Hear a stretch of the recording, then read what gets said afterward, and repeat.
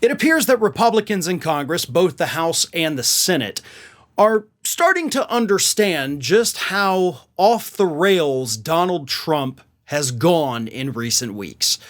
And of course, part of it is because of the investigations that are closing in on Donald Trump, but another part of it, and this is the part that actually bothers these Republicans, they don't care about the investigations. I think they're probably rooting for him because it gets rid of their Trump problem, but the big issue these Republicans have is that Donald Trump, of course, is relentlessly and mercilessly attacking Ron DeSantis. Even Trump's supporters in the House and Senate aren't happy with how viciously he is destroying Ron DeSantis' career. Personally, I love it, right? As a Floridian, I love seeing Ron DeSantis get his comeuppance. I mean, the guy has been long overdue for it, let's put it that way.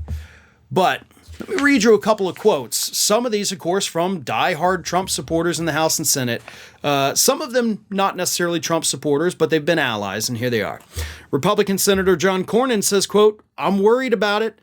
And he then expressed fears that Trump is going to keep independent voters away from the Republican Party. More on that in a second.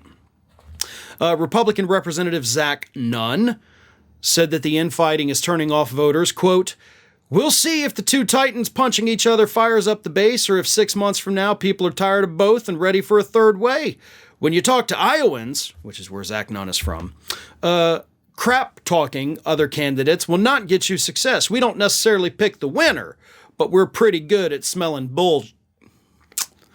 Then you have Kentucky Representative Thomas Massey, who's actually siding with Ron DeSantis in this issue. And he says, quote, "I wish Trump were on Twitter. He's in an echo chamber right now, and people don't know how far he's spun out from where he was.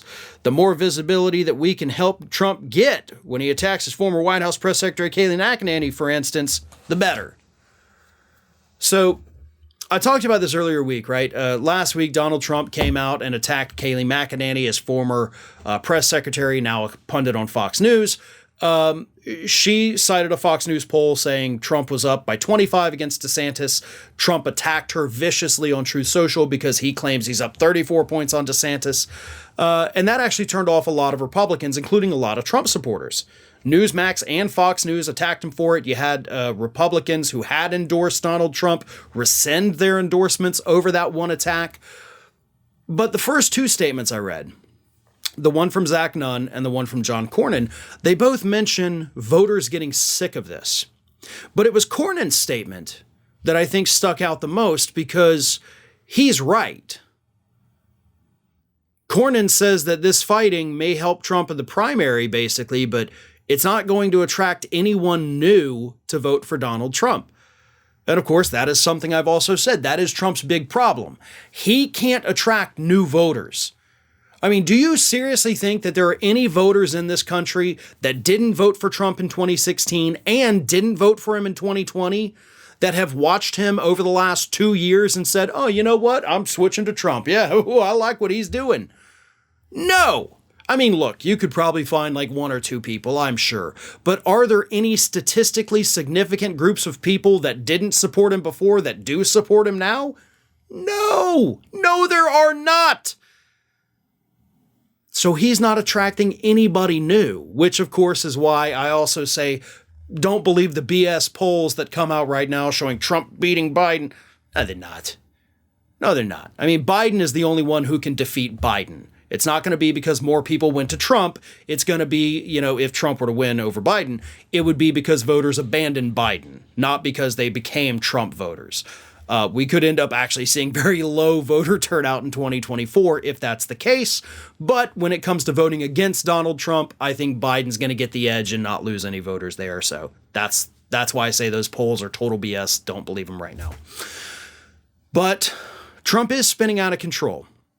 His attacks on his opponents are getting weirder. They're getting grosser. They're getting more personal because Donald Trump is feeling desperate. Now, on the investigative side, right, Donald Trump is lashing out more and more on Truth Social, launching into conspiracy theories, saying wild and crazy things that are making people think that he might not be all there anymore. So yeah, the guy is spinning out of control. And it is on full display for the world to see. And that's not going to do a thing to help the Republican Party in 2024. Hey everyone. this is Aspen. And did you know that for the low cost of $0 per day, you can subscribe to the Fair and Balanced YouTube channel? We also encourage you to like, comment, and share, but again, click that subscribe button and help Aspen not be so grumpy.